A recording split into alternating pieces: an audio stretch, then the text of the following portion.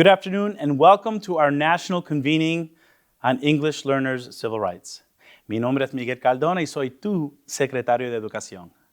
I want to start with a quick story that I think captures the challenges many of our English language learners face. A few months ago, a member of my staff left the Department of Education for a new job. She was a valued member of our press team, a native Spanish speaker, daughter of immigrants, a first-generation college student named Fabiola Rodriguez. On her last day at the department, she wrote a note to the whole team.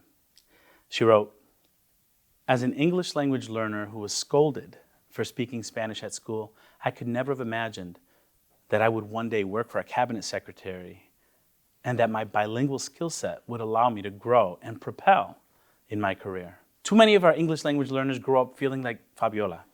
Like the languages they speak at home are weaknesses instead of assets, deficits instead of superpowers. That makes no sense in a nation with so much beautiful diversity, a country where over 350 languages are spoken.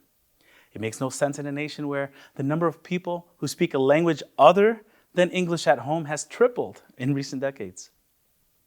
It makes no sense when so much evidence links multilingualism to better jobs, higher pay, stronger creativity, and problem solving.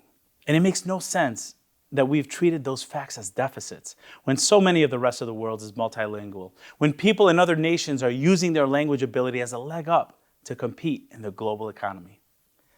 Let's be clear, we're not realizing our full potential as a nation if we aren't treating multilingualism as the superpower it is.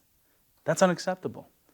We have the chance to compete better than any other nation, to lead the world in so many ways, if we embrace the unique diversity of languages and cultures that we have. Shame on us if we toss that potential aside. This month, we're celebrating the 42nd anniversary of Castañeda versus Picard, the landmark decision that provides the legal framework for protecting the civil rights of English learners. It tells us bilingual education programs must be based on sound education theory. We've decades worth of research that shows us what effective bilingual education looks like. It also tells us bilingual programs must be implemented effectively with resources for personnel, instructional materials, and space. We know our bilingual and multilingual teachers are some of the best, hardworking educators in our nation. They need the resources and support to do what they do best. And finally, it provides that after a trial period, the program has to be proven effective. If we really want to raise the bar, we need to hold the programs that don't work accountable, and we need to lift up the models that are working. This is a reminder that there are laws and policies already in place to protect the civil rights of English learners. State and local education agencies must meet their obligations when serving them, and this convening will help you do so. But let's also remember, the spirit of our leadership has to go beyond the letter of the law. The criteria in Castañeda versus Picard should not be seen as the bare minimum we should expect for our English learners. We should meet that bar, then we should raise that bar. I also want to emphasize, this is a strike while the iron is hot moment for multilingual education. You have a president who understands the power of education to help our nation compete and lead the world. You have a bilingual Secretary of Education who was an English learner himself.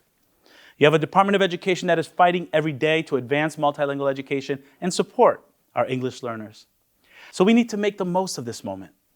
We need to build programs that raise the bar and systems that can outlast me and you. We need to lock in intentional partnerships, and we need to hold ourselves accountable for transformative change. So I hope you make the most of this convening, and I know you will. To paraphrase from Lin-Manuel Miranda's Hamilton, let's lead like we're running out of time. Pa'lante siempre. Thank you.